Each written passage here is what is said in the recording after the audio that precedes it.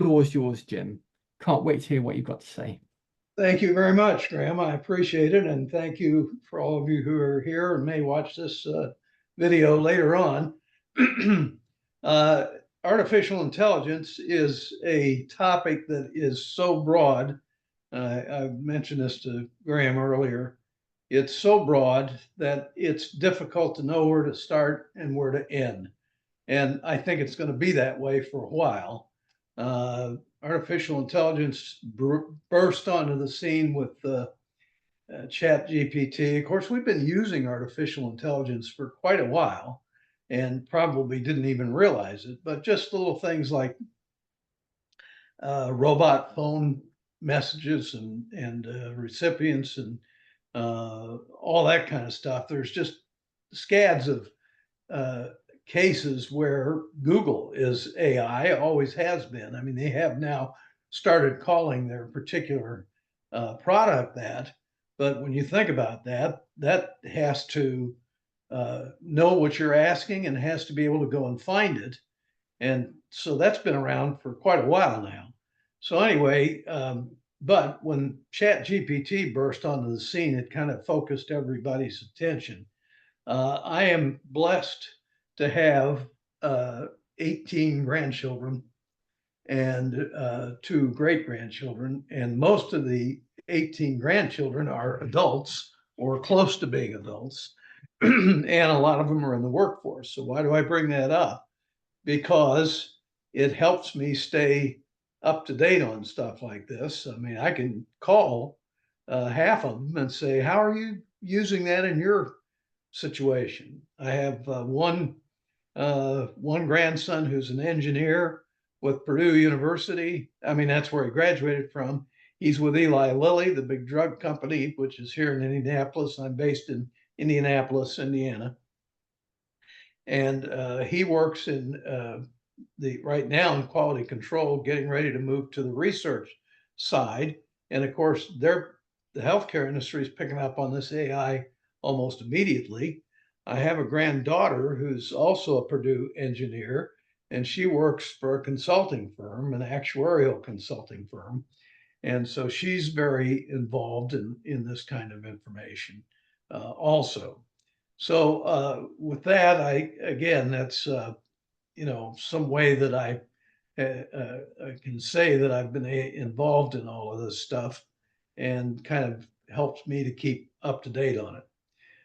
You don't need to know anything more about me. Learning objectives, hopefully going to show you what's going on in the artificial intelligence AI arena.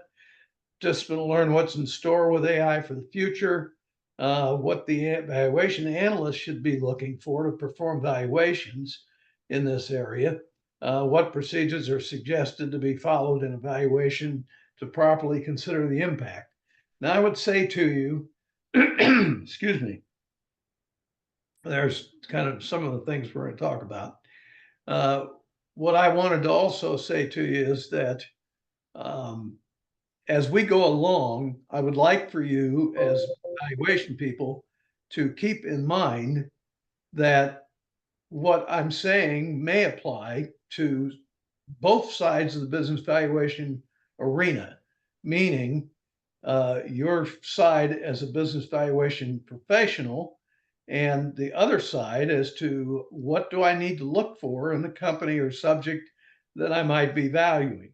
And so hopefully we're going to be able to give you some information that will cover both sides of that. But rather than focusing it specifically on areas slide by slide, I want you to just think about these things as we go through, and I'll try and mention some of the factors as we get to those particular areas. So is it transforming the future of business valuation?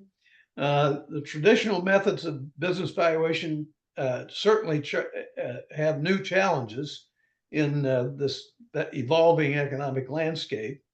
The future of the industry, we're going to talk about, understand how AI is reshaping the role of evaluators and the potential disruptions it may bring to us, and again, both as BV professionals and to the subject companies that we're valuing. So live Q&A. If you have questions, put them up on the chat board. I'll try and answer these. I can answer them directly with you if need be, whatever is best for you, but I want to get them all answered to the extent that I can. If after you're hearing this presentation, if you still have questions or had a question I didn't answer or something comes up later, my email is on that front slide. Feel free to email me. I'm more than happy to try and answer your question anytime later. So whether you're we'll keep going here.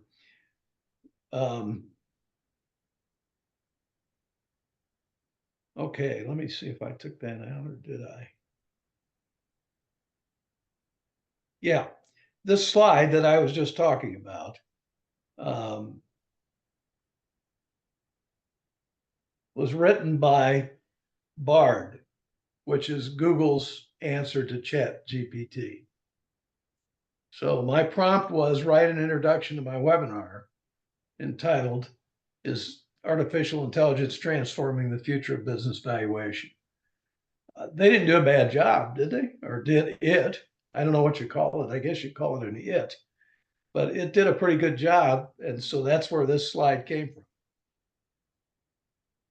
Now, it's multifaceted. A little bit of terminology, artificial intelligence, the use of machines to perform computational and other technologies formerly performed by humans. Analytical software systems used for applications, professional sports and business analytics to accounting analytics applications, all types of business related applications. And again, my grandchildren and others I know in the profession, and my nephew, I have a nephew who's a partner with the M&A section of KPMG. He's housed out of Atlanta, Georgia, but he's never there because he's working on M&A all over the world. But they're using it. Almost everybody is.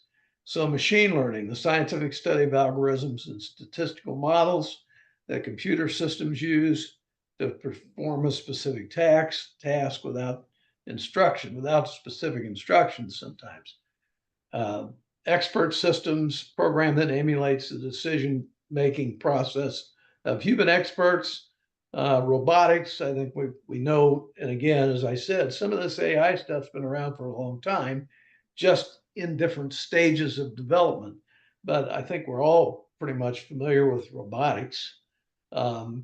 And there are, I just saw a friend of mine sent me a video yesterday of a deep water port in, I believe it was in Shanghai, China. This thing operates 24/7, this port, and this was an export only port. So all the materials that were on those docks was going out of the country, being placed into empty ships. The thing was completely automated. There were maybe a couple of human beings to make sure the thing didn't blow up or burn down. Other than that, everything was automated, everything. The vehicles were all automatically driven. The cranes all worked automatically. It was an amazing video. I would urge you all to, you probably just Google to find it. But that's a case where robotics has just completely revolutionized some of these processes. So again, as we go through the presentation, you might want to take notes on some of the information slides that are clues to areas that you should be considering when valuing a company. Some of you are probably familiar with the Terminator movies. They were one of my favorites. One of the things that attracted me to AI is the fact that I've been a big sci-fi fan for years. Also, one of my hobbies is reading about astrophysics. So kind of a geeky guy, I guess, on some of that stuff. But you remember that in the Terminator, the robots were running the Earth, running the world. 2001: A Space Odyssey, which I think was a Stanley Kubrick movie. Fascinating movie, and also dealing a lot with these filmmakers were prescient on what was going on in the future. So AI, I'm sorry, is so bad that it's just so broad. It's just creeping into our lives at a lightning pace. My grandchildren have no knowledge of a world without personal computers, iPads, and smartphones. Those are three forms of AI that have been around for a while. When I started working in 1967 with Arthur Andersen in Baltimore, Maryland, in the U.S., um, we didn't have electronic calculators.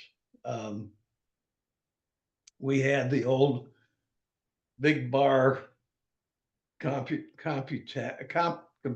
or not computers, but they called them, I forget what they called them. But in any event, that was the only way you could multiply and divide, was having one of those big things around, or there were comptometers, and you had comptometer operators, and some that were not CPAs that were hired to as clerical people to go out on the audits, and they would do a lot of additions for you.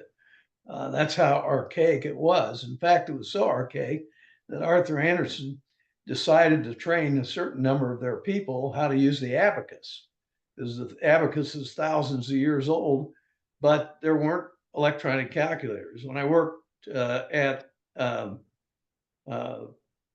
Miles Laboratories in Elkhart, Indiana, they make Alka-Seltzer, by the way. I was the first one in their building to have an electronic calculator on my desk that could add, subtract, multiply, and divide. That's all I could do.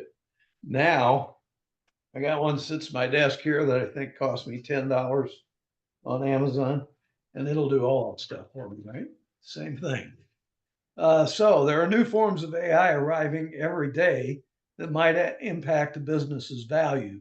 And that's where we need to start perking up our attention and saying, okay, we now are to the period of time where we need to know about AI in the subject that we're valuing. So in putting that together, this presentation together, I've struggled with what to include and what not to include. And that literally changes every day. I literally found a new article that I have not had time to read yet, that like 15 minutes before I logged onto this program, and I had stacks of paper and stacks of digitally saved files on some of this stuff. So some of the operations currently operating, Lieutenant Colonel Ann Alerding, she's my relative by marriage, is a professor of biology at VMI. VMI is Virginia Military Institute in Lexington, Virginia.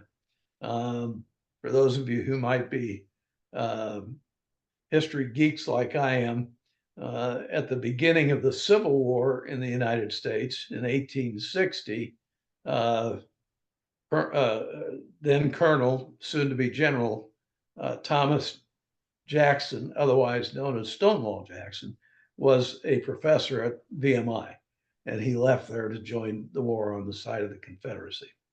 So she and an associate of hers, an assistant professor in computer and informational sciences, partnered to use drones to assist in determining why soybean plants grow, and some soybean plants grow and others do not.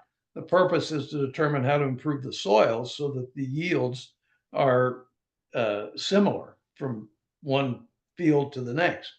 So if you're valuing a farming business that uses this type of technology to increase its yields, you should take this into account, especially in comparing their farm to the expected yield based on the industry data. That's still going on. And this was an interesting case where they used these drones and took the information and then could determine which parts of the field were not yielding as much. And sometimes it was because of weed infestations.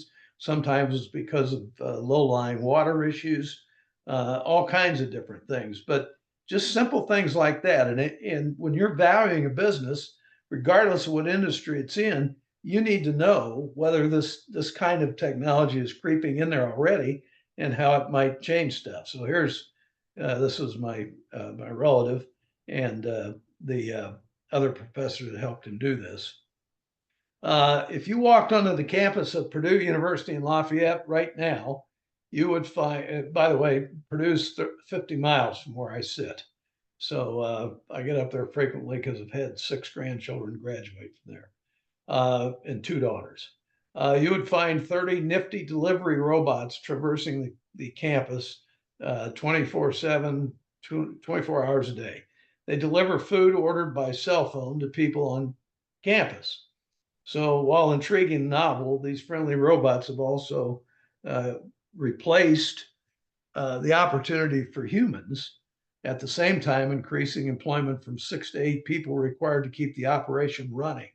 I researched all this before I put this stuff together a couple of years ago. So in other words, they used to have about, let's say, 30 people that were delivering food by the old fashioned way. They get in their car and they take the food and they deliver it to the dorm room or wherever it needed to go. They've all been replaced. Those people are not any longer employed. So you're going to see that's another thing you got to be looking at. What's the impact on employment in all these cases? And but it takes 6 to 8 people to keep those 30 robots running. Now, there's some of those are shared people. I talked to the company that runs this whole thing. So there's the robots. And again, the Purdue students, they don't pay any attention to it anymore. They're just part of the landscape. And they pay attention to the traffic lights and cross streets and do all that kind of stuff. It's very, very fascinating stuff. The man who is standing there was the recently retired um, president of Purdue University, who, by the way, is an Indiana University graduate. They're big rivals. His name is Mitchell, and he was, I'm sorry, Mitch Daniels. And Mitch was the governor of Indiana also, and very high up in the Reagan regime when Reagan was in office. So as president at that time, why he just did the promo, but he was very much in favor of all this kind of stuff and new technology. Another example is development by the U.S. Air Force. The Air Force Research Laboratories Center for Rapid Innovation successfully completed initial flight tests for an unmanned aerial system with customizable suites of intelligence, surveillance, and reconnaissance tools that support extended missions. None of us like war, but we've got one going on in the Ukraine with Russia. They're using a lot of this stuff. And same thing in Israel. The Israelis use a lot of these same tools. So this is not, again, it's out of the stage of being a DreamWorks, and it's on the ground. So part of this operation is the ultra long endurance aircraft platform called Ultra Leap, and it consists of high performance, cost-effective sports class commercial airframes converted to a fully automated system with autonomous takeover and landing capabilities. That's a mouthful, but here's the effect of this AI innovation is a potential to reduce the cost and development and delivery of aircraft to the Air Force at 10% of the current cost. I'm sure all of you, just like we are here in the United States, are always shaking our heads at the cost that militaries spend for some of these pieces of equipment and the enormous cost, particularly when you get into aircraft and ships and things like that. But literally, this can take, they can do for 10% of the cost that they've been doing it. They can deliver these aircraft for use in those areas that we talked about. So think of the impact that can have on government contractors and subcontractors to the U.S. Air Force. Same would be over in England to your similar types of businesses. Their business valuations or values are going to certainly drop if the cost savings are realized. In fact, they're not only going to drop, but it's likely that the 10% cost, even the 10% cost, is going to be acquired by a different contractor than the ones that have been providing the 100% cost. So there's what that aircraft looks like. And it's like a big old glider with a propeller on the front of it. And that's much bigger than it looks in the picture because it's carrying a big payload of equipment and other things for delivery to a different location. So Keith Stryer of EY Consulting summed up the current status in the following way: intelligent systems are becoming increasingly infused within business, whether it's software or mechatronic. The implication, organizational structure, corporate governance, performance measurement, risk management are pervasive. So it's fair to say, are we still in charge? And we're not to the Terminator stage yet, or even the stage with old Hal on the spaceship in 2001. But it's getting more and more to where we might be getting to a stage where AI is taking on a lot of the jobs. Now, what I'm hearing is that a lot of this is they think is going to be more of a collaborative situation than the machines actually taking over, for instance. So instead of, let's say, just having two people in the factory that are just overlooking things, and a lot of this AI stuff, let's take my, excuse me, my grandson who's working at Eli Lilly. If he's in the research area over there, the AI software has gone very quickly into helping develop drugs. And but it still has to be cooperative because you still have to have the human input to this stuff too. So it would be more that my grandson would be here and the machines would be, the machine's actually going to be a software and a computer, but those two would work together collaboratively rather than saying to them that the machine's just going to replace my grandson.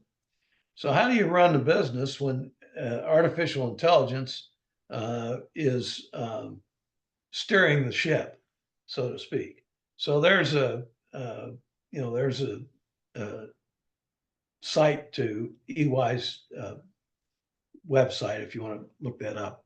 In addition to giving us potential blueprint as where to look to find potential impacts on the value of a business, these comments raise the important question of exactly where are we on this, left word out there, exactly where we are on the impact of AI on our lives and our businesses.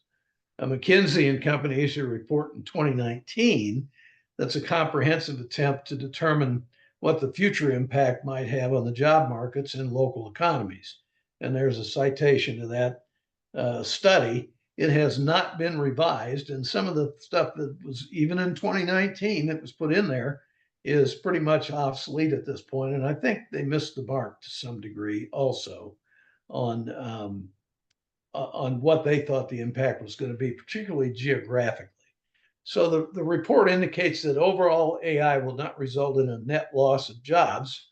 I'm not sure that's, now when they say net, I think that in that she was also looking at the displacement being not so much displacing people and having people just no longer be needed to be employed, although that'll happen a lot, but it's going to create jobs on the other end of that are going to allow the people that were displaced to be able to find new employment. Now, the information I've reviewed has a broad spectrum of thoughts on and how many net jobs will be lost. This spectrum runs from no jobs lost, which is what McKinsey says in their report. It'll all be netted out to 400 to 8 million jobs by a gentleman by the name of McCallan, and numbers in between. So that tells you what? We don't know where the heck it's going to end up, is what it tells me.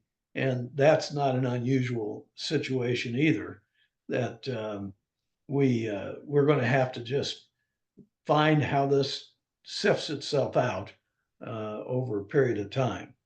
So suffice it to say that no one really has a good handle on the overall impact of AI on jobs and on the operations of businesses.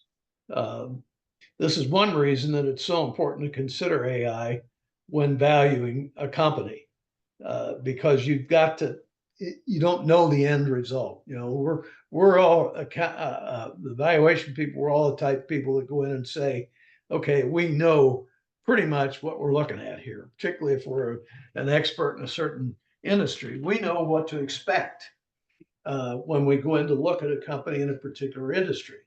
But what I'm here to tell you today is that now we no longer know what to expect. And go back to the agriculture example that I gave you, where they were using the drones and artificial intelligence to better improve the yields. That didn't exist 5 years ago. So now we've got to take that into account. And so now you're going to say, well, I can't necessarily go to the industry data that shows me what the yields ought to be in a soybean field, for example, because I don't know that that's going to be the norm going forward.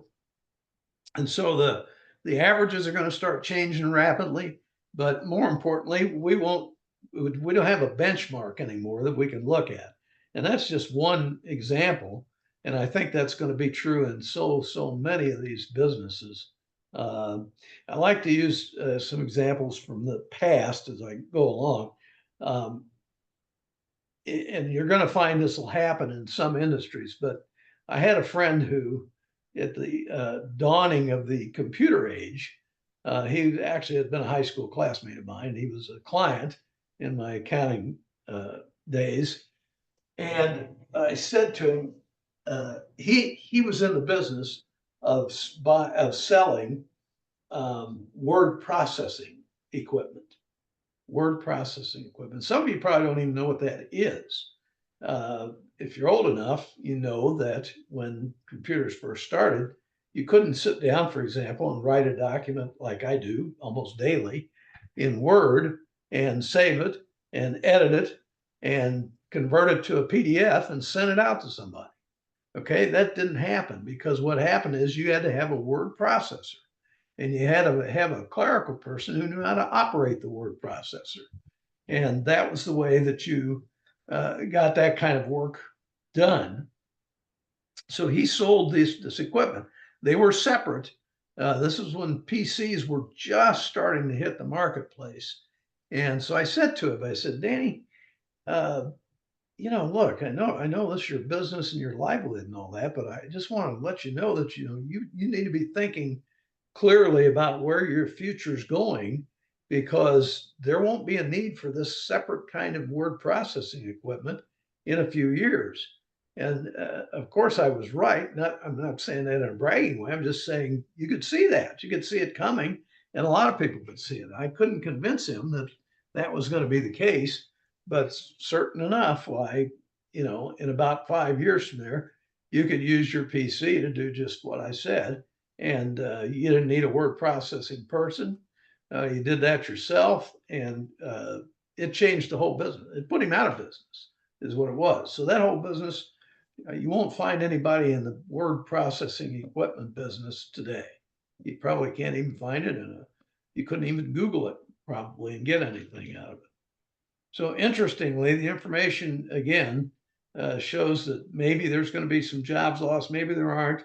I'm of the opinion there will be a significant number, but again, net. The hope is that it's going to generate new avenues of employment and, again, new businesses. So you need to be familiar with that too. So it's one reason, again, to really know what you're looking at.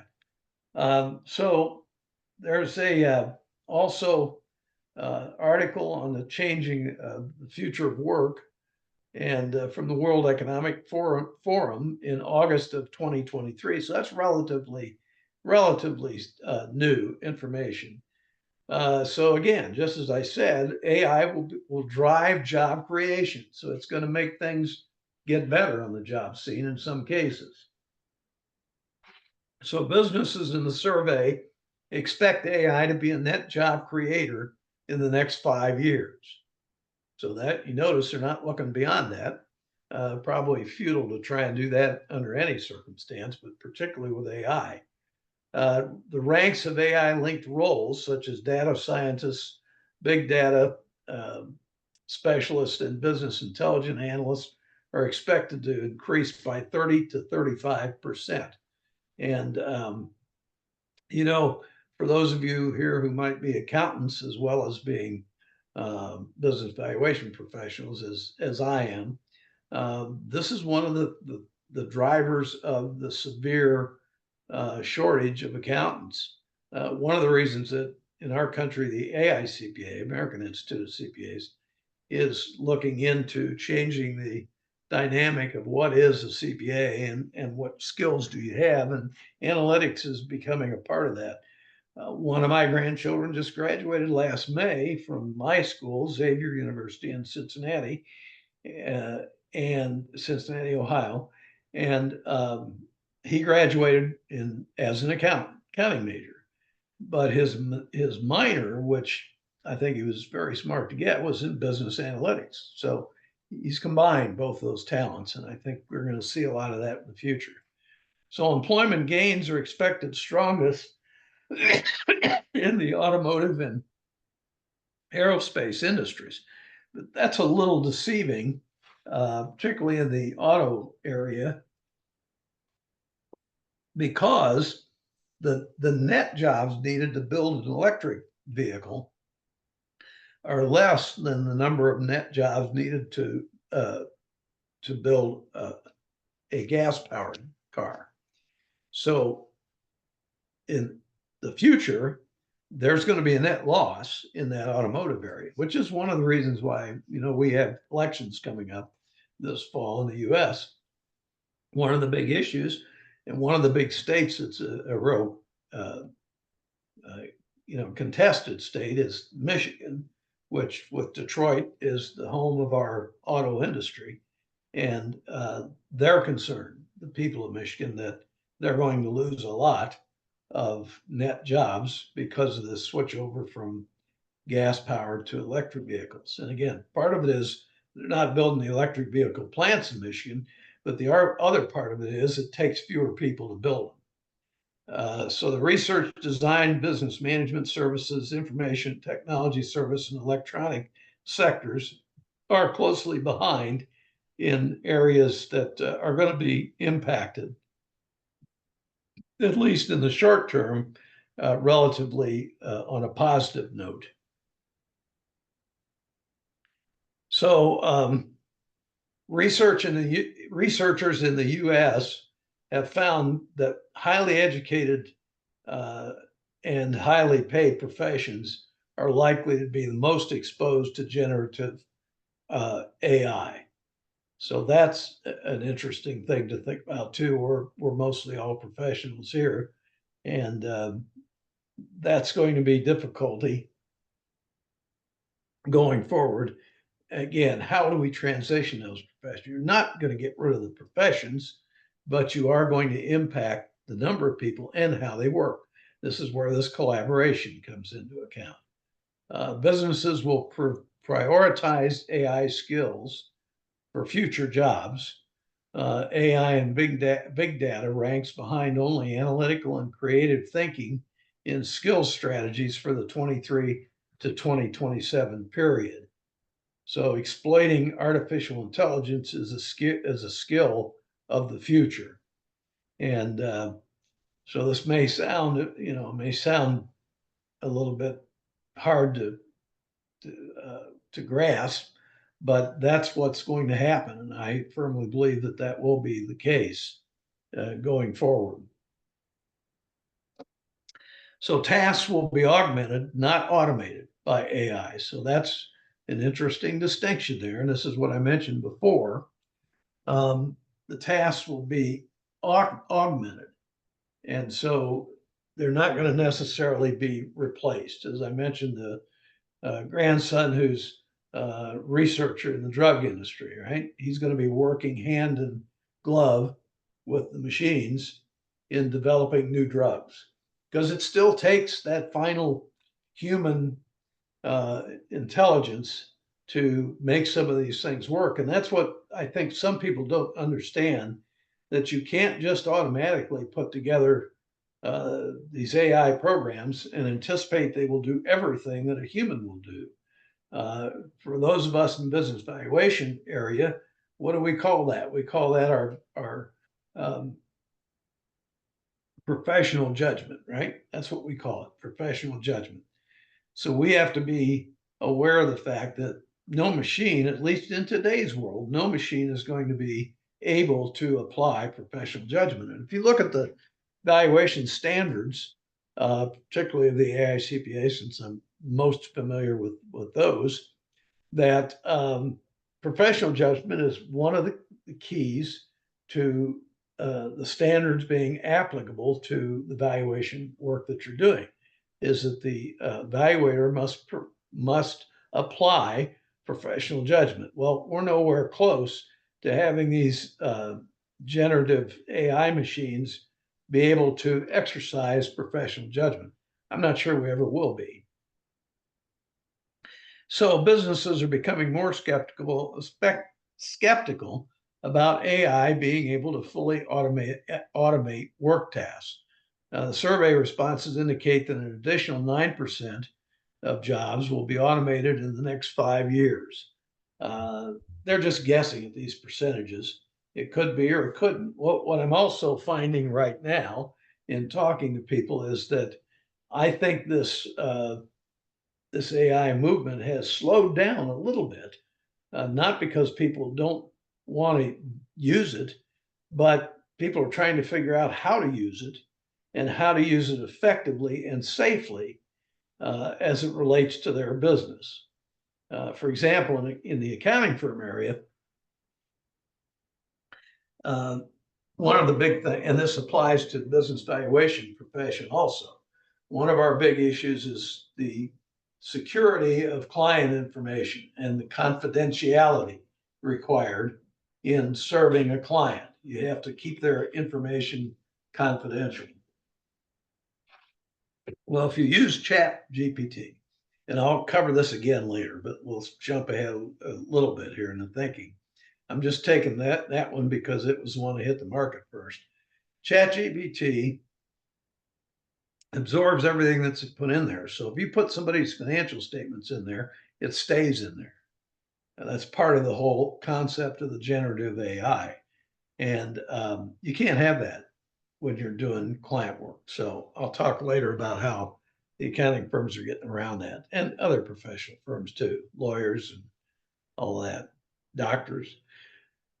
So there's a reduction of 5% from 2020 expected, or that is a reduction, the 9%. So like you can see there, it's already beginning to trim its sales. The difference is a growing consensus that AI will augment human performance rather than fully supplanting it. And again, there's just lots of reasons why that's a true statement.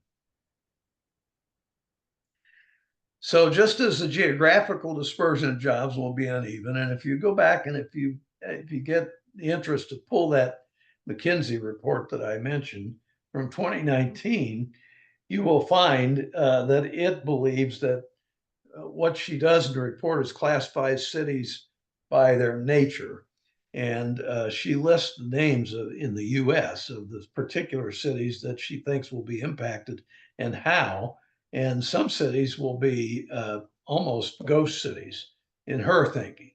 And more people will move to some of the central areas that are, that have a lot of the employment today.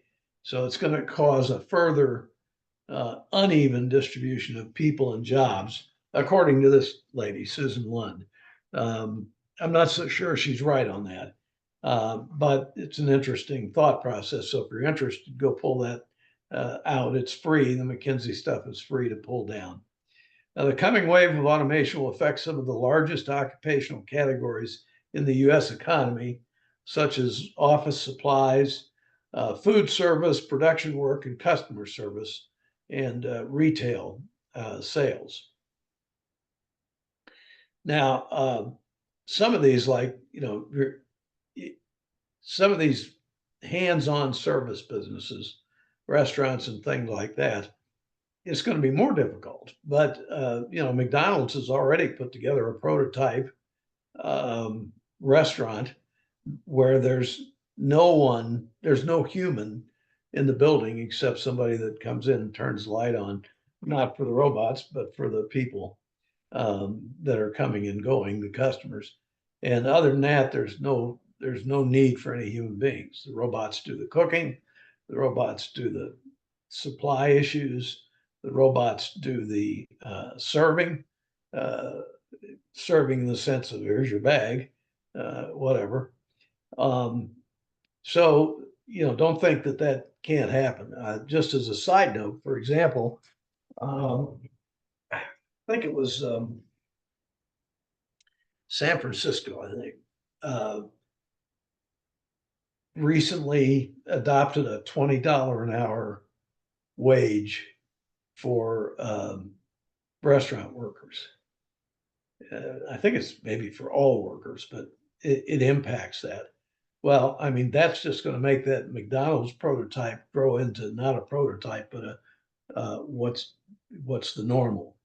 Because to take a wage that high and apply it to a business like fast food in the United States, it's not going to work in the short run or even in the long run. The only way it works is if inflation then goes out the other side and catches up the difference, so that if you're paying for a $15 hamburger, that's normal because you got money because of the inflation. Well, all that doesn't fit together.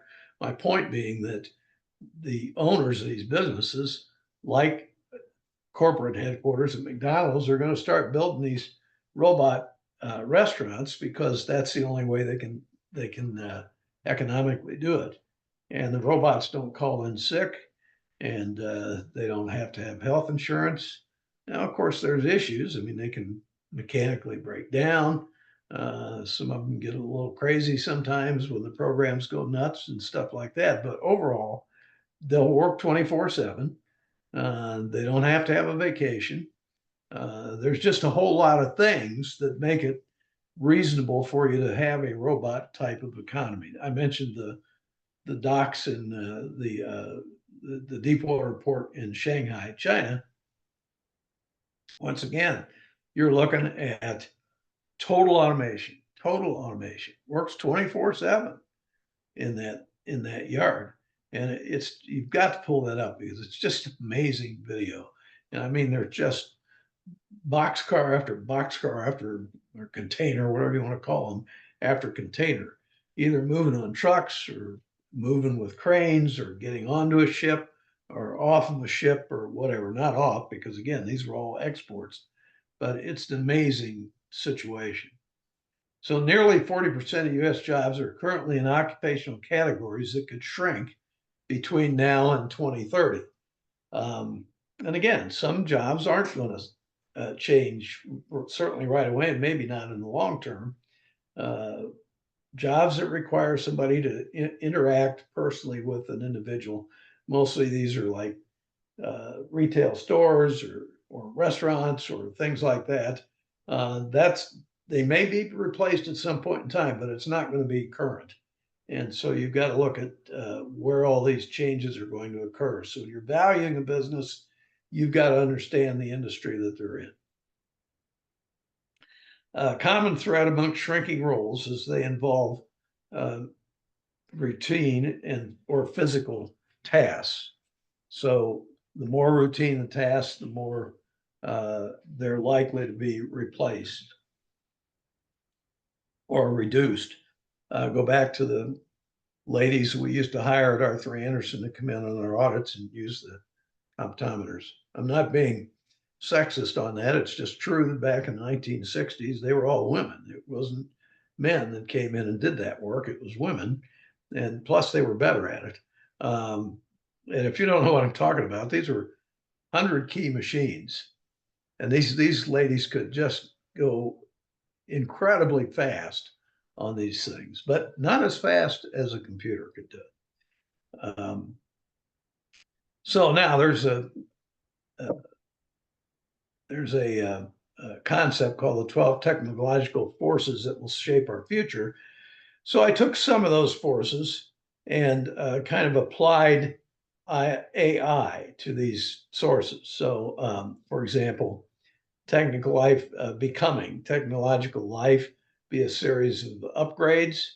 So what's the valuation takeaway? How upgraded is your subject company? You know, there was a situation in the 60s, or I think it was the 70s, 1970s, where the insurance companies in the United States said, okay, computers are actually starting to come around, and you're going to have to start using some computerized information. Maybe it's later in the 70s, I don't know, but it was basically when the computers were doing some of the work, but there was no internet or anything like that. But you could still mechanize a lot of this stuff, and so insurance, as you know, creates a lot of forms. So the insurance companies came to their insurance agents, the independent insurance agents that owned their own little businesses and sold policies for the companies. And the companies said, by such and such a date, and I think they gave them 2 or 3 years, you will have these machines in your office and they will produce the forms, and you will no longer do this by hand or typewriter or any of that kind of stuff. It's all going to be produced in those machines. And if you don't have those, you're going to be out of business, because we're not going to allow you to do business with us anymore. And certain, for sure, some of them went out of business. They couldn't make the transition. But anyway, that's part of this technological change and this becoming. So companies are going to be becoming for a long time in the future. So flowing. So now we're transitioning to the third age of computational situations. Pages and browsers are far less important. Today, the prime units are flows and streams. The cloud is the new organizing metaphor for computers. So the valuation takeaway here is similar to becoming. Does your subject company have use of the cloud? If not, what impact does it have on its future? Screening. Now, again, keep in mind, we're talking about when you're out valuing other companies, but at the same time, if you're a business owner, you start thinking about, gee, what do I need to be doing here to keep myself competitive too? So screening, if you can truly incorporate all text, past and present, in all languages on a particular subject, then you can have a clear sense of what we as a civilization do and do not know. So what's the valuation takeaway here? What does your subject company know about its own business? Is it aware of the vast changes that might impact the business, or even where the business is in relation to changes in the industry and the economy? Go back to my poor old classmate who just couldn't grasp the concept that the product he was selling was no longer going to be in existence. And the old story we always use is, if you were selling or selling buggy whips in 1905, you were in a lot of trouble. And unless you realized it, you were in a lot of trouble. Same thing with this word processing equipment. So accessing, a long-term trend in our modern lives is that goods and services will be short-term use. We're in the disposable age, right? So what do? You go to a repair shop to get something fixed. Most of the time, you just throw the old one in the trash can and you buy a new one. That's the disposable age, I call it. So what's the valuation? So most goods and services are candidates for rental and sharing. And you're seeing this in space a lot now too, right? Office space. When I first started with my firm, Clifton Gunderson, that I worked for, one of the firms I worked for, back in the year 2000, is when I started with them. We had a healthcare group, and the healthcare group's job was to audit healthcare entities, primarily on behalf of governments that needed to find whether they were complying. And so guess what? those people were not in the office a lot because they had to be out on the job. And this was year round. This wasn't just, a busy season type thing. This happened year round. It would rotate. So I tried to convince our partners in the office that we could save a lot of office space if we went to an office sharing, what some of the big firms had already done. So you didn't have a permanent queue that would sit empty 90% of the year. You would simply come in and you had a box of your stuff that went on your desk. And you picked up your box when you walked in and you asked the receptionist, what cubicle am I in? And she'd give you a number or a letter or whatever the identifying factor was. And you went, and that was your desk for the day. I could never get them to do that. But now you're seeing a lot of people aren't working after COVID. They're not coming back into the office, period. And they're not gonna. And so that you got to take that into effect also in the accessing. So what impact does renting goods or services of the subject company have as opposed to owning them? And will that impact the volume of manufacturing, and what is the cost of renting versus owning? All of those things are important to note. Filtering, we're still at the early stages of in and how and what we look for. So these powerful computational technologies can be and will be applied to the Internet of everything. Since it's the last scarcity, wherever attention flows, money will follow. So what's the valuation takeaway? How does the company remain on the radar in an age of information overflow? Remixing. Modern technologies are combinations of earlier primitive technologies that have been rearranged and remixed. Good way to look at it. I like the wording on that. The most important cultural works and the most powerful mediums will be those that have been remixed the most. So what's the valuation takeaway? How does the subject company position itself to ensure that its products or services are remixed to keep up with the AI revolution?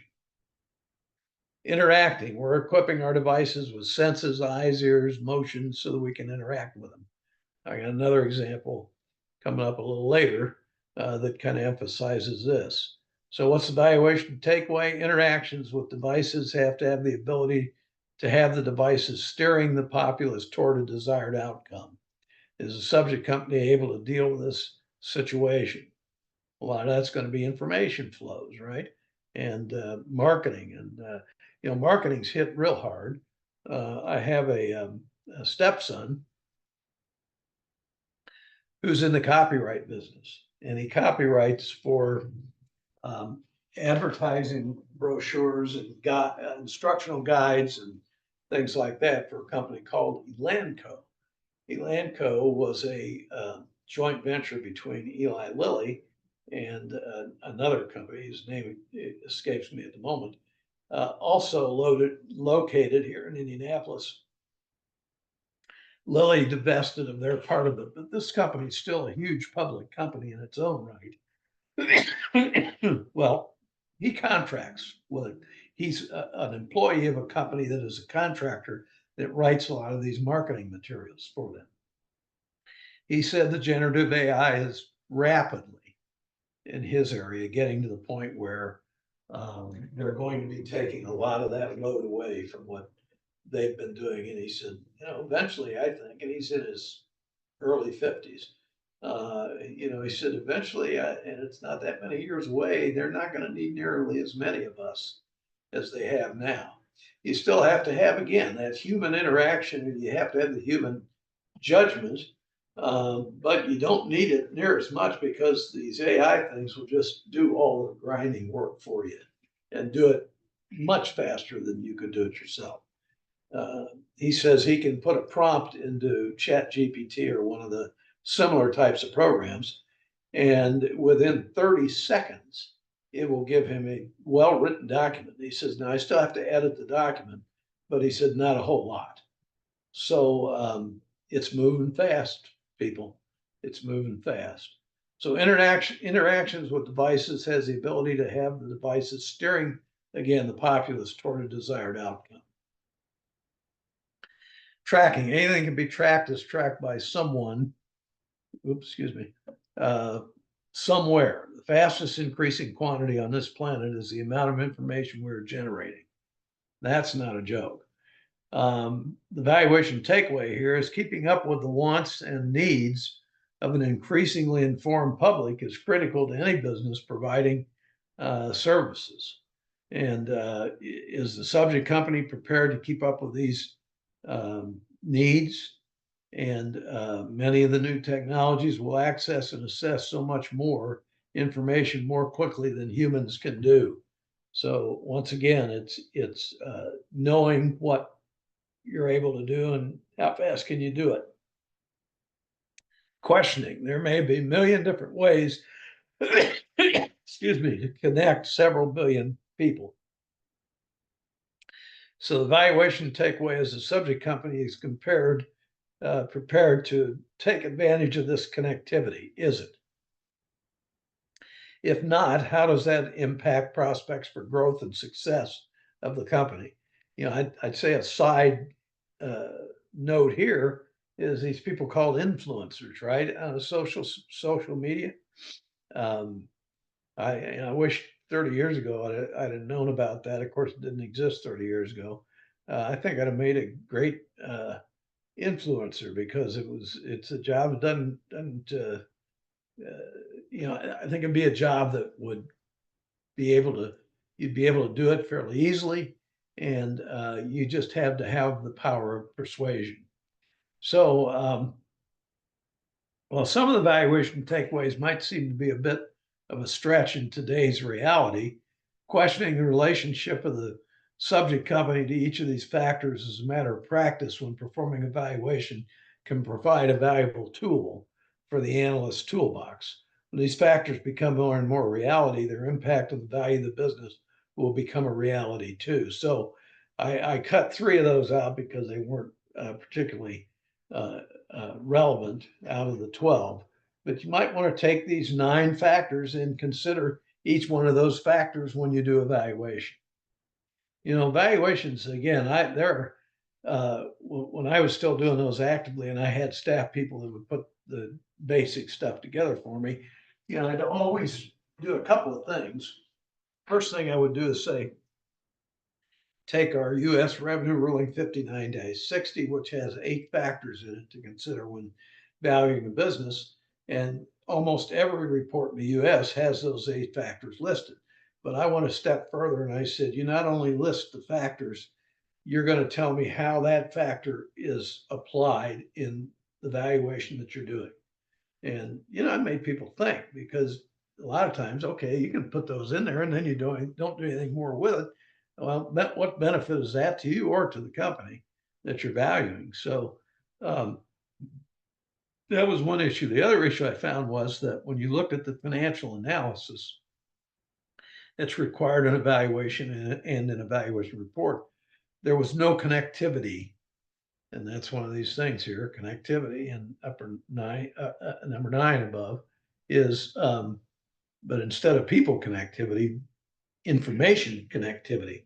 How do you connect the dots between the person that is doing the financial analysis and the overall result of the valuation? So sometimes they'd say something about an analytical piece of information that you know, maybe your turnover was not in the right place that it should have been, but you would never connect that to how you arrived at your conclusion of value. So I made them do that too. Say, you know, you've got to connect each of these dots as to what this financial analysis means. Sometimes I'd see that the conclusion they arrived at was in complete opposition to the valuation conclusion overall. And now AI is going to change that. So this is another look on our side of the page, because AI is going to allow them to, excuse me, it's allergy season here. AI is going to allow them to look at to not only do the financial analysis, but that's the next step. How do I get the AI to do the same thing I wanted the staff to do? And that is to say, well, if my inventory turnover is not where it should be, how does that impact my valuation conclusion? So you got to get AI to do that next piece. Well, I don't think we're there yet, but a lot of people may again say, oh, I don't have to do any more now because look, AI did all this grunt work for me. But somebody, you either have to have that human professional judgment, or you've got to make the AI grow so that it can do stuff like that. So the technology that seems most in the news now, I'll talk about new technologies for a while, is AI chat GPT and similar tools such as Bard. And now they have, I think this one's Google also, is Copilot is one that they're using now. And chat GPT is an AI-based tool that helps make content creation easier and more efficient, uses natural language processing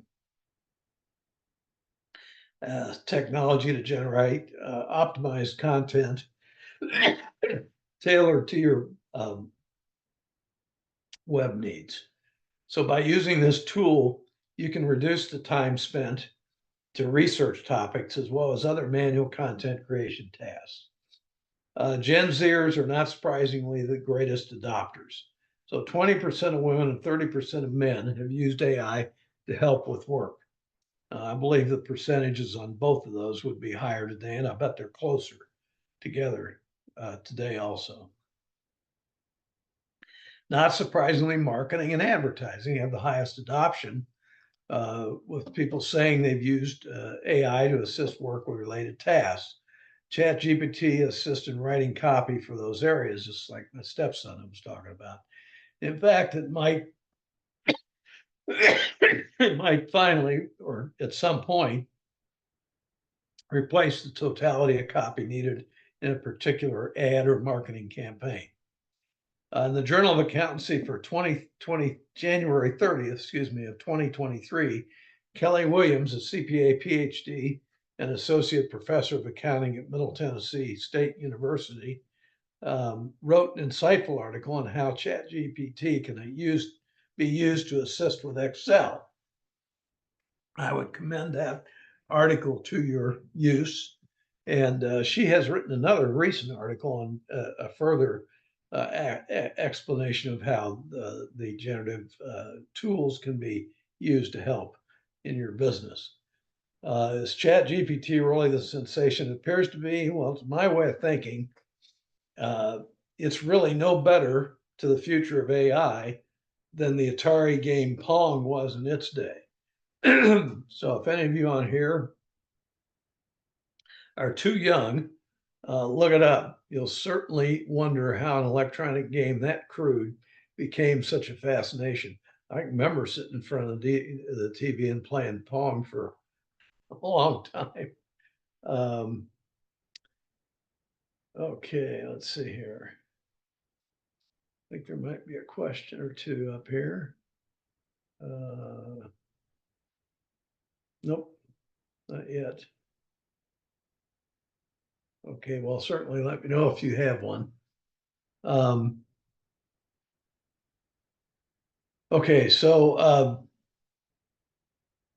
anyway, that's where I think we are in the field of AI. So that's kind of scary when you think about it, because AI is already doing a lot of stuff, but it could be doing a lot more. And we're just at the dawn of this. Now, why are people slowing down? Well, for some cases, it's the problem of security, which again I'll get into. It's able to write content for such things as marketing materials, perhaps even draft valuation reports for business valuation. There's already a program or two out that are doing exactly that. So its progeny, still in development, in some cases can provide a way for financial statements that can be used for multiple internal and maybe external reports and analyses. So this stuff is moving fast. The Athletic, a subscription-based sports website, tried its own experiment to see how ChatGPT would perform at fantasy baseball, which is, I'm sure probably most of you know, U.S. baseball, and there's fantasy leagues just about in every sport. So the Athletic blared ChatGPT sucks at fantasy baseball. That was their headline. So, example, does ChatGPT think Josh Bell, one of our famous baseball players, will hit over 23 to 25 home runs this year? The answer, GPT dodged the question by saying it depends and it might happen. So the Athletic gave that answer an F minus. So again, it just a little sidebar here on how it's, it's still in its early stages.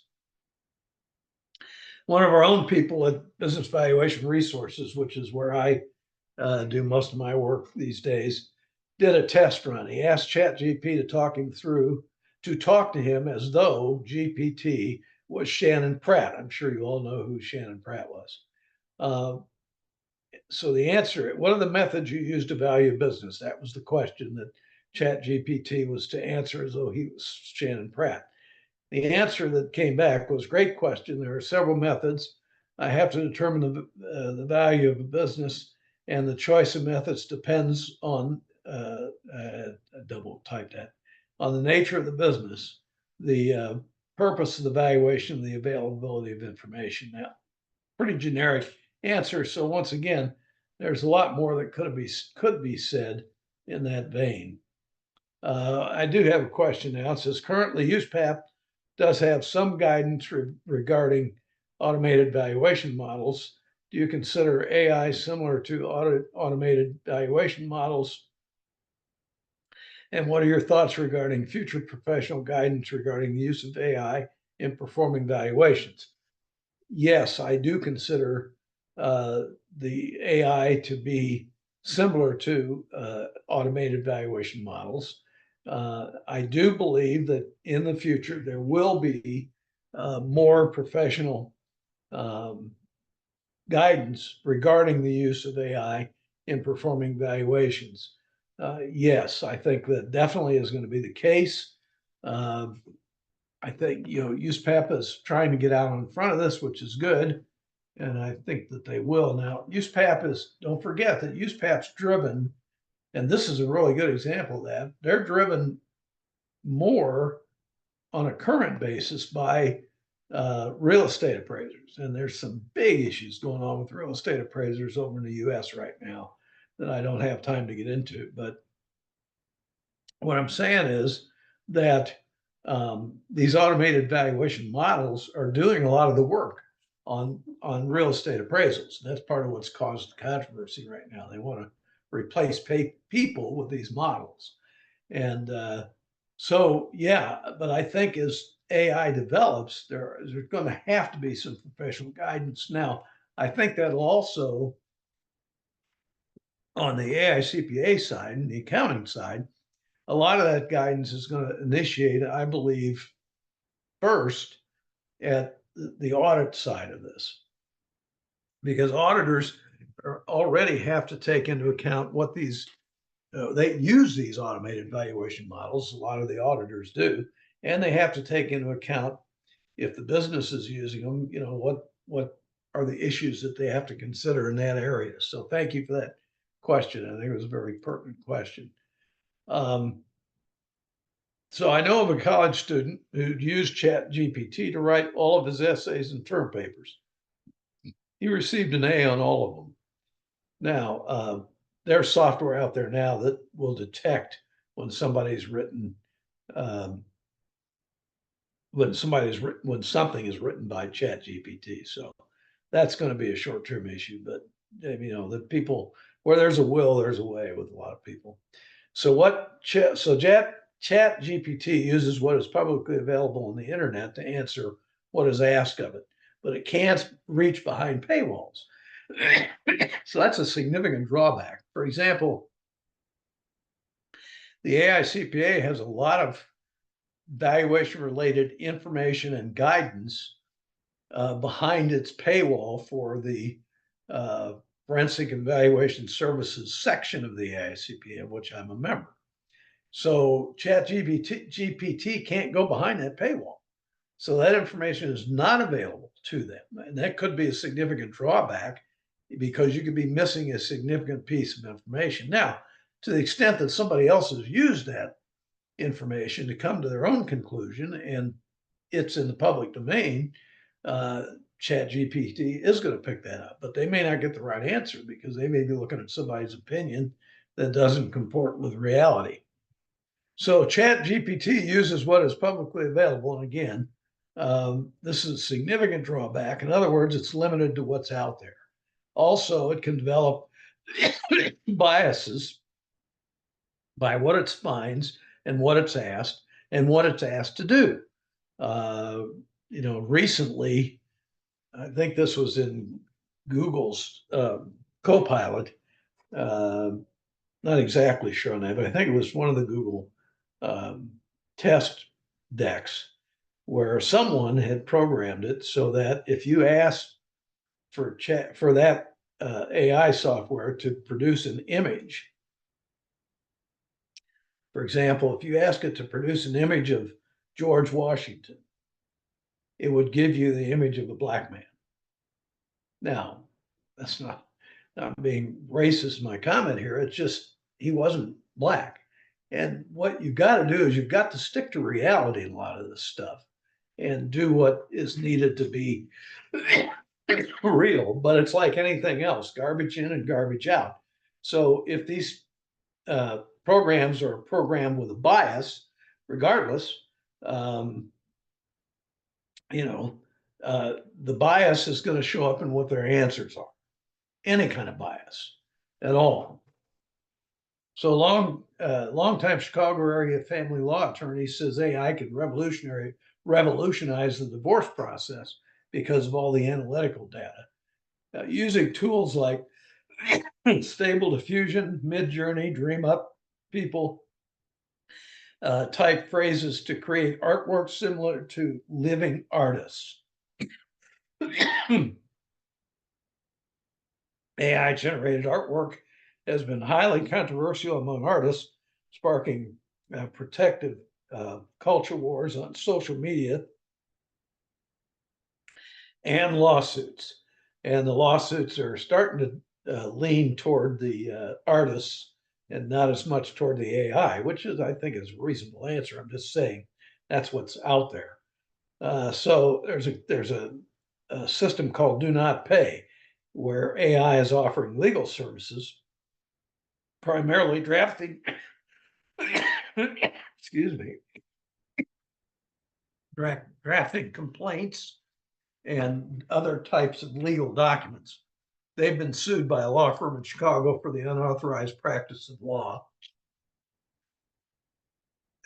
And my guess is they're going to have to quit that. Okay, let me get where I am here now. Okay. Extended reality rolls together virtual reality, augmented reality, and mixed reality. Apple Vision and scads of other virtual realities or devices are now in the marketplace. Reality plus tech using any type of display. So extended reality is taking off in the gaming world initially, but you see commercials now all the time for these types of devices. Atwater Brewery in Michigan has a beer recipe developed by AI. They're charging $2.001 per pint to honor the movie. This is an interesting one. Cincinnati Northern Kentucky Airport has a new robotic device called Remote Observer Visual Responder. It walks on four legs like a dog, but is equipped with cameras. It helps manage wildlife and patrol the perimeter of the airport. I don't have a picture on here. You can easily find it if you Google it. But one of the things that's interesting about that is it has replaced a number of humans because it can do all of the work that they were doing, and particularly patrolling the perimeter where the fences are, and also they chase the birds off of the runways, all kinds of stuff. So this is a pretty interesting situation. By the way, that airport's about 100 miles from my house, Cincinnati, Northern Kentucky Airport. See if we have another question here. Further question on ChatGPT, but how, if at all, can confidentiality be managed? Do you consider this to be a limitation in its use in the business valuation currently?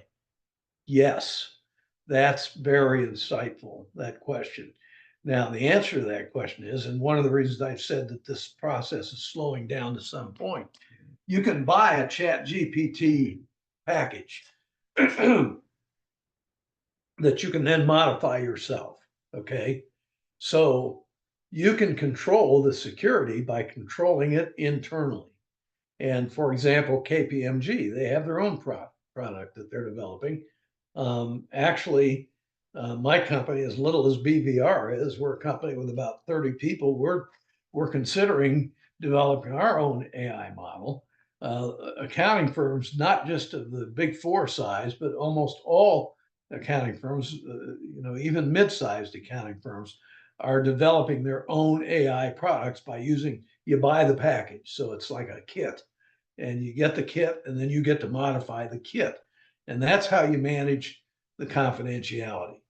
So in other words, if the product that you have that you've developed internally now, if it's picking up and keeping everything that goes into it, as long as you built the four walls around that particular product, which you developed for your own use, it's not going anywhere. It's going to stay within. And although it may be picking up more information, the information is not going out anywhere else, because the only users of that product are the people that you've worked with internally. And of course, you're going to have to develop some new employment agreements, right? That none of that information be passed on, that if you leave the employment of the firm, that you can't use that elsewhere. And you're going to have keys that you can turn on and off for a person's access to it, and things like that. But that's how it's being limited. And absolutely, I would not use, if I'm in a business that has the need for confidentiality of information that's going into these programs, I would not use just plain old ChatGPT. You can't control that. Now, I'm not sure I know yet exactly what that means for the small BV practitioner who may be a one-person shop or a two-person shop, as to how they're going to manage that question. But it's got some of the same elements as the fact that you have to manage that situation anyway with what goes into your own computers, so that they can be hacked from the outside. Well, so can this kind of stuff. So you've got to have all of these securities internally, and they have to apply to the AI product. So I think if you're a one-person shop, you really are restricted on how you can use these programs. If you're going to write a report and you're going to put it into the general ChatGPT, not one that's specific to you and that you can control, you got a problem, because you're putting client information out in the public, and you don't want that. That could really come back to hurt you. So thanks for that question. It was a good question. All right. So here's some new and interesting happenings. Death clock. Scientists have created an AI-driven calculator that can forecast the date of someone's death with remarkable accuracy, 70%, 78%. Care to try it? Not me, not I. I don't care to know that. But it's out there, kind of scary. The New York Times has filed suit. Now, this is a big deal. The New York Times has filed suit against Microsoft and OpenAI, alleging copyright infringement. This case will be a landmark case relative to what AI can and cannot use. So the people I work with are experienced in the publishing business. I think they're feeling that they would like the New York Times to perhaps win this case. I'm not so sure. Again, I'm not taking sides here. I'm just saying there's a lot of things to consider. The New York Times is a pay subscription product. So I guess my question is, the Times was very specific in saying this kind of information, that kind of information is being taken off of the internet and used by Chat GPT kept in their system forever and used in some of their answers, and that's our copyrighted material. Well, if that's true, how did it get out there? I guess that's my initial question: is how did it get out into the public? And there's a lot of issues. I'm following this case very closely. It's just been filed recently, and it was a long, about 100-page filing, I think, something like that. So keep your eye on that. I would hope that I'll be able to help, show what happens to this case as it goes along. The complaint did not seem to talk about paywalls, but emphasizes that defendants collected volumes of data from the New York Times website. Well, if it's on their website, I don't know. I'm not an attorney and I'm not a publisher, but my initial reaction to that has to be, if it's out there, have you lost your copyright rights? We're going to find out. I went on to that website and found that, well, one might be able to get some articles for free. They're limited and you have to subscribe. So, where's the issue here? I did not see any indication in the complaint that the defendants, in other words, Chat GPT and Microsoft, subscribed and then copied subscribed information into its memory banks. And it's not in the complaint. So apparently that hasn't happened. So AI is still more expansive and expensive than humans, according to a new study. But I think that's going to be fast disappearing. Could overtake humans if its deployment costs come down or if it's delivered on a service platform. Only 23% of workers' wages being paid for visionary tasks would be attractive to automate. So the impact on valuation, if it does not impact the cash flow, then how can it impact the value? From our dear Dr. Demoter, who I like very much. And your first thought is to say, yeah, where is it? Show me the money, Otherwise, it doesn't have an impact. But I think in this case, it does have an impact. Let me ask Graham, can I go over a few minutes here, maybe 5 or 10, and then I'll be done?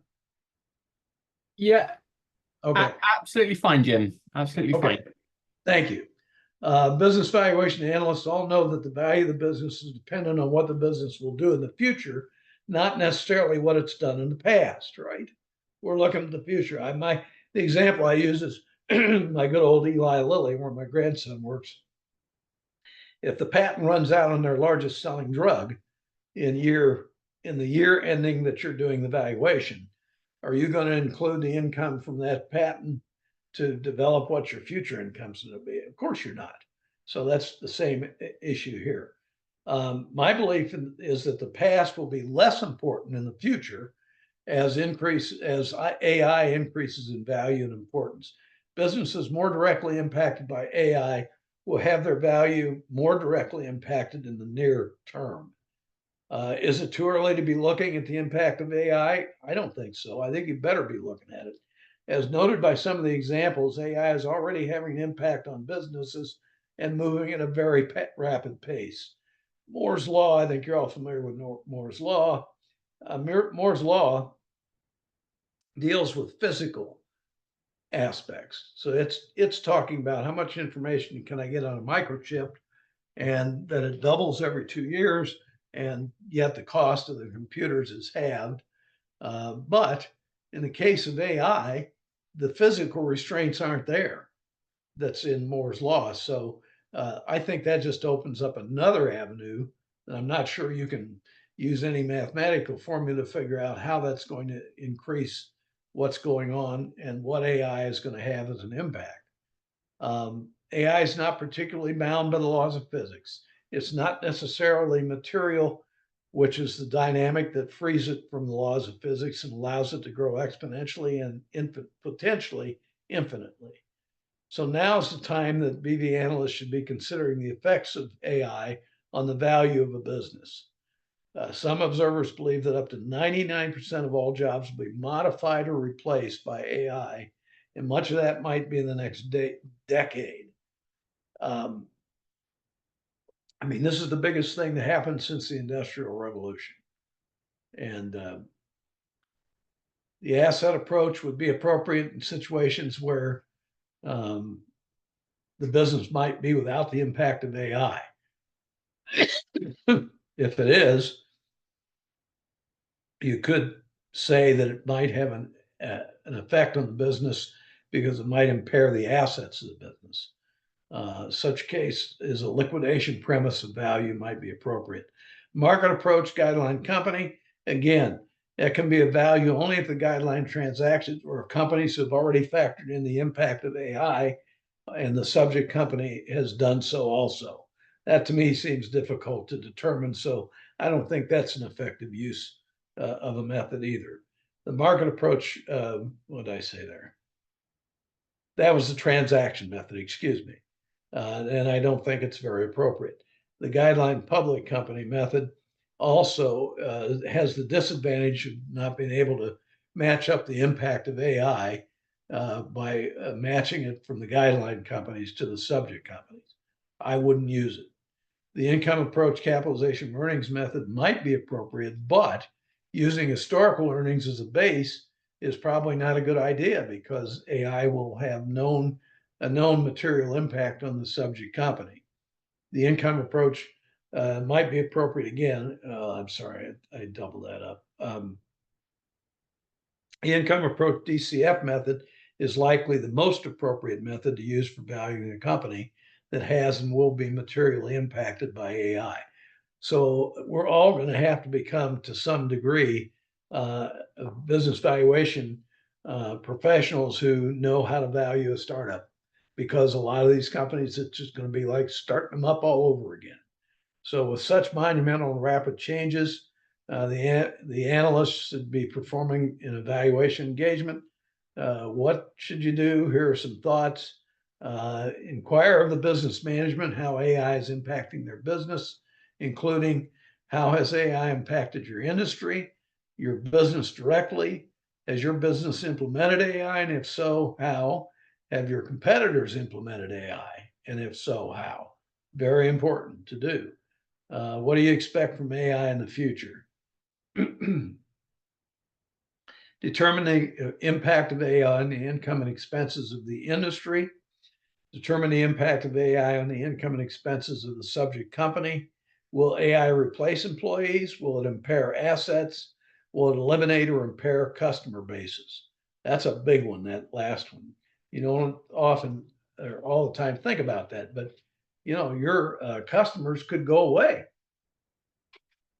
depending on what kind of product you make or anticipate to make in the future.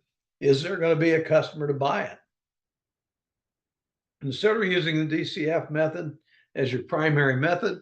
Work with management to determine the yearly impact of AI on the cash flows. Since AI is likely to move rapidly, determine the time periods when the impacts will occur in the industry, and then when will it happen to your company. Determine whether the subject company will implement the changes and what impact will be if they don't keep up with the industry and the competition. Determine the costs that will be incurred by the subject company to implement changes required to keep up with the industry and competitors, and the feasibility of meeting those costs. Research the potential timing and impact of future changes in the process of AI changes. Since the process of AI will be uneven and difficult to determine, the analysis and research should be done every time a business is being valued. In addition to the specific engagement, behooves the analyst and their firm to be up to date on what's going on in AI. So looking at the impact of AI on large publicly held companies would be a good place to look for starting information. One person or many persons, it behooves you to stay informed with what's going on in the AI world. Let me see here. I'm sorry, let me go to this one. BV analysts should have to compare both the AI being by the public companies and the impact placed on it by the subject company. If you're a multiple person valuation firm, it might make sense to have one of your valuation professionals designated to monitor happenings in AI and prepare periodic reports for all to read. And as you all know, the way I should have written that, if you're a large firm, you better have two people because you need one to be there in case the other one leaves. The AI specialist could also be consulted on every valuation to determine if there's an aspect of AI that should be considered. One person or many persons, it behooves you to stay informed on what's going in the AI world. So if you're a one-person firm, then you need to spend some time, and you're going to have to allocate some time because we're all creatures of habit. So you're going to have to say, I need to carve out, is it a half hour? Is it an hour? And how often? Is it every day or 2 days a week or what? To get myself up to date, do some reading, and know what's going on in AI. Maybe there'll be some products come out that will give you some information as to what is going on. Because it's such a technical field, owners and managers might not be aware of the changes impacting their business. My first inclination was, if it doesn't impact the cash flow, does it impact the value? See the prior slide. But AI is a development that we have not likely seen since the Industrial Revolution. We're charged as BV analysts with determining value as of a certain date. But it takes some foresight to determine that value in the mindset of a technical revolution. AI impacts so many areas of our lives and our businesses that it provides a complex environment to discern. So thank you for bearing with me through all of this. And if you have any questions, you can contact me at Alerding Consulting, Jim at alerdingconsulting.com. And I hope that I was able to give you some insights into what's going on and what might be coming in the future. Thank you, Graham. That is absolutely fantastic, Jim. Thank you so much. If anyone's got any questions for Jim just before he signs off, please pop them in the chat box and we'll see if we can deal with those.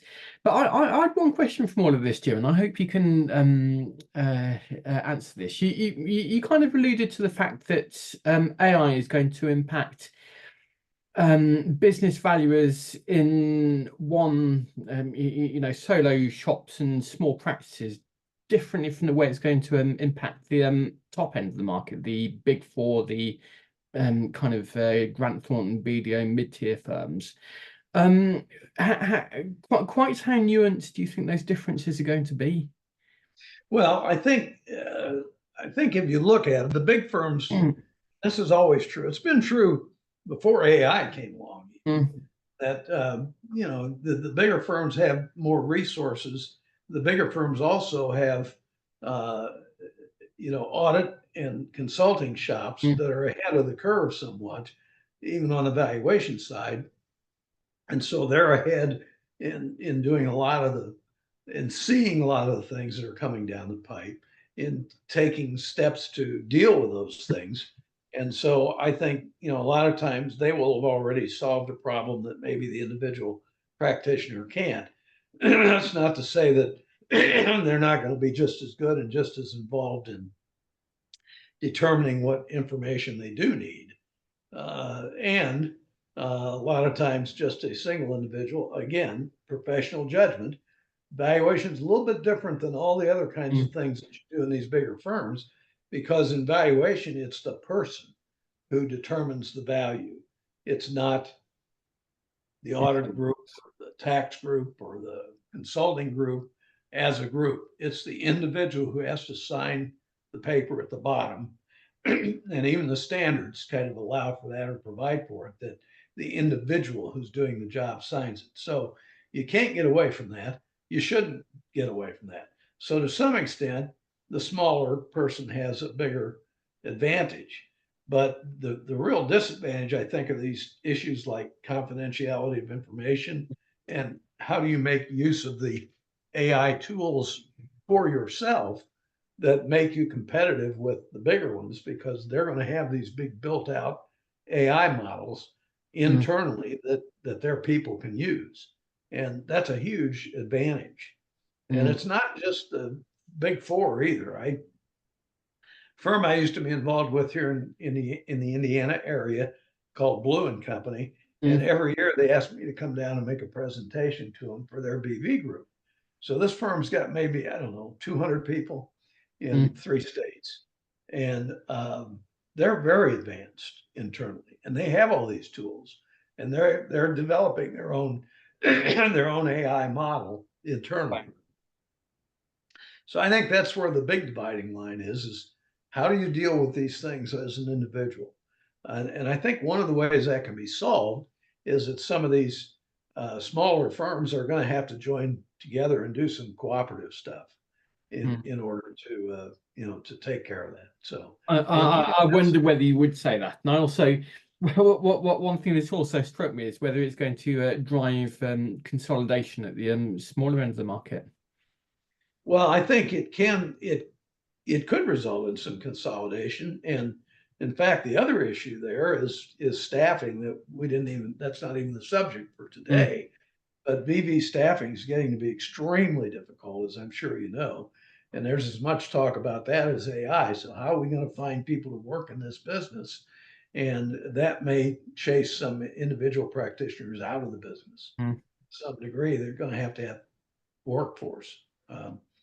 But there have been cooperative groups in some accounting areas already that have nothing to do with AI or valuation. And I think that the valuation people are going to need to think about that. How do we put that together? No, that's understood. Getting some comments in the chat box as well. Bruce Wood says, thank you very much, Jim. He looks like he's really enjoyed your talk. Thank you. Greg Endicott says, thank you for the great presentation. So thank you all. I appreciate it. And go ahead, Jim. I was just going to say, send me a note if you have any other questions. I'll be happy to answer them later. We certainly will do. Thank you so much for your time. I've really enjoyed this, and it's really underlined the fact that the business valuation world is changing, and you keep pace with AI, or you're finished if you don't keep pace with it. That's true. You won't. Don't be the guy that's still selling word processors. Let's just put it that way.